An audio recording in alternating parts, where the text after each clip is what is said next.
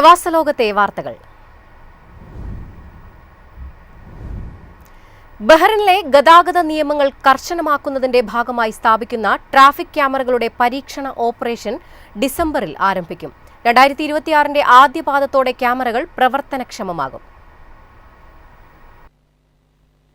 ബഹ്റിനിലെ റോഡുകളിൽ ഗതാഗത നിയമങ്ങൾ കർശനമാക്കുന്നതിന്റെ ഭാഗമായി സ്ഥാപിക്കുന്ന 500 അത്യാധുനിക സ്മാർട്ട് ട്രാഫിക് ക്യാമറകളുടെ പരീക്ഷണാടിസ്ഥാനത്തിലുള്ള പ്രവർത്തനം ഡിസംബറിൽ ആരംഭിക്കും.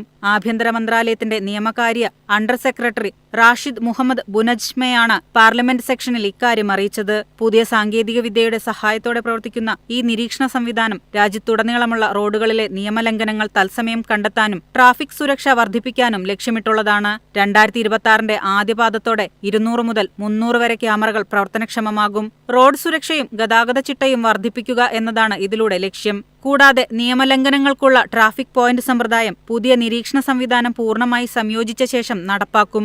ഗതാഗത നിയമ ഭേദഗതികൾക്ക് പാർലമെന്റ് അംഗീകാരം നൽകിയതിനു പുറമെ വാഹനങ്ങളിൽ നിർബന്ധമല്ലാത്ത രീതിയിൽ ഡാഷ് ക്യാമറകൾ സ്ഥാപിക്കുന്നതിനെ പ്രോത്സാഹിപ്പിക്കാനുള്ള നിർദ്ദേശത്തിനും അംഗീകാരം നൽകി. News desk MyFin TV.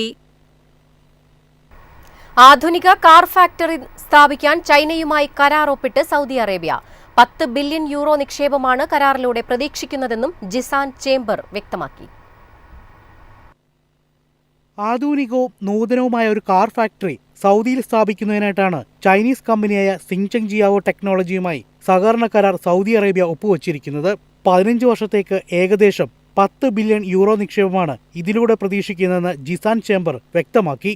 സൗദിക്കും ചൈനയ്ക്കും ഇടയിലുള്ള വ്യാവസായിക സഹകരണം ശക്തിപ്പെടുത്തുന്നതിലും വിഷൻ 2030 ലക്ഷ്യങ്ങൾക്ക് അനുസൃതമായി സൗദിയിലെ ആധുനിക ഓട്ടോമോട്ടീവ് വ്യവസായത്തെ പ്രാദേശികവൽക്കരിക്കുന്നതിനുള്ള നീക്കത്തെ പിന്തുണയ്ക്കുന്നതിലും ശ്രദ്ധ കേന്ദ്രീകരിക്കുന്നതാണ് ഈ കരാറെന്നും ജിസാൻ ചേംബർ പറഞ്ഞു.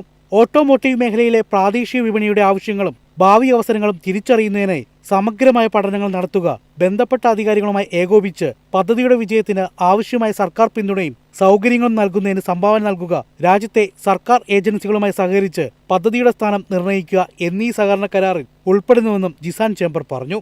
News desk MyFin TV.